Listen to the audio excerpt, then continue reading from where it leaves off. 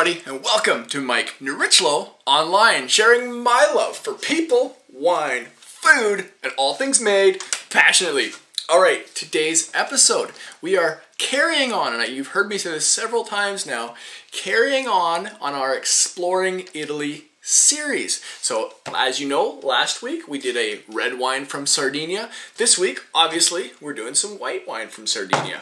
And in today's show, we are concentrating on a, how do you want to put it?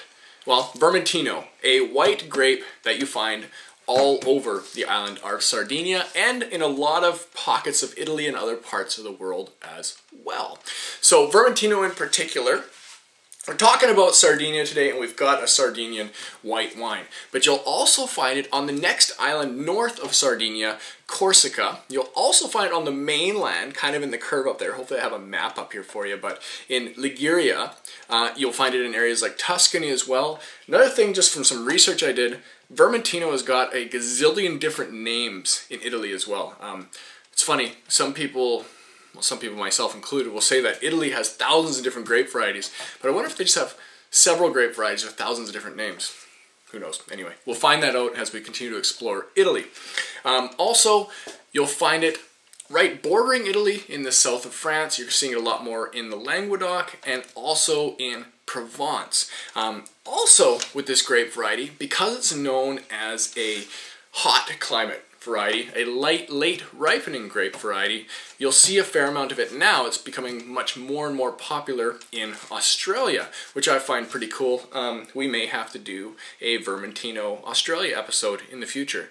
Actually, I think my next series may be on Australia. We'll see. A little bit of a spoiler alert for you there. Anyway, the one we have in particular today is the 2011 Argiolis. They've called it Costamalino, and I really have no idea why they've called it that, to be completely honest. But this is their 2011 Vermentino. This wine goes for about 18 bucks, and I am stoked to try it with you. Now, Argiolis is a estate, family-run winery.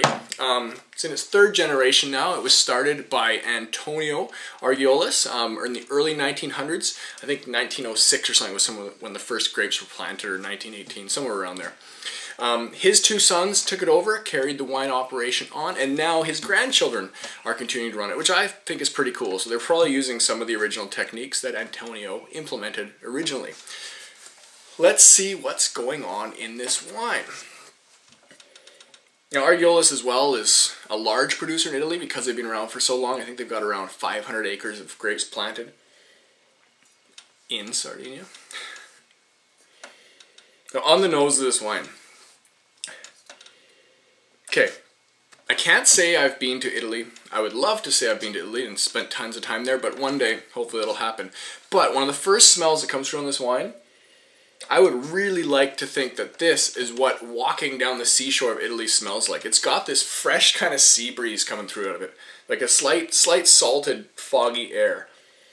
Some floral aromas in there, definitely some like yellow melon, almost like starfruit. The other aroma that really comes through, I'm a bit of a martini guy. I'm kind of a martini snob, actually, as I'm trying to depretentiosize the wine world. I really like my martini fairly particular. This reminds me of vermouth a fair amount. It's got almost that thick and heaviness of vermouth. Really interesting nose. Lots of different levels to it.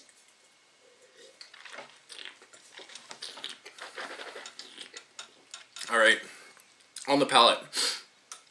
Actually, something I forgot to mention. On the palate, it reflects the color of this wine. Look at that. This is a deep golden wine, which reminds me of, okay, my cell phone is vibrating in the background. It's really distracting. Whatever. I'm tasting wine. That's all that matters. It's got a big, bold palate. This you'd almost mistake for the, how do you want to put it, for the mouthfeel of a heavily oaked Chardonnay, except it doesn't taste anything like a heavily oaked Chardonnay. It's got more floral flavors, vibrant lemon, a lot of that kind of crisp sea air, that saltiness to it. I like it a lot. It's coming through a little bit hot, like the alcohol's a bit high.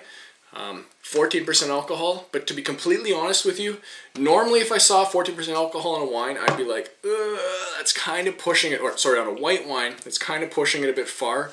The structure of this wine supports that pretty well. It's a pretty bold white wine. And you know what? I've been saying a lot, Italy equals food wine. That statement in itself, I don't actually really like. Not just with Italy, with any region of the world. I think wine in general should be food wine.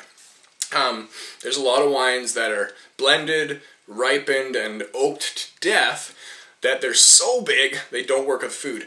This wine in particular, it's got a lot of gumption, but it's going to work really, really well with food.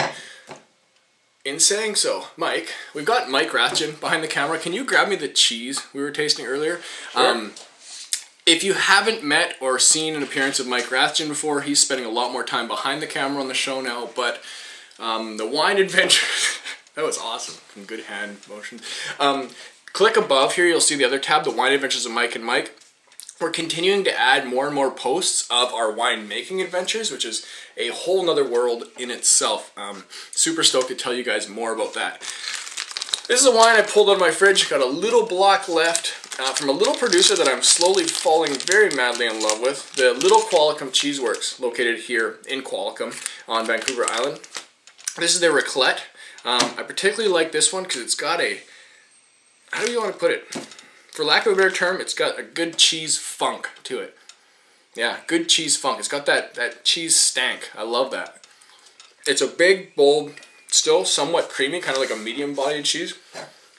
I like it. It's good cheese. Seek that out. If you're dealing with a bold white wine, it's going to cut right through it. And that works.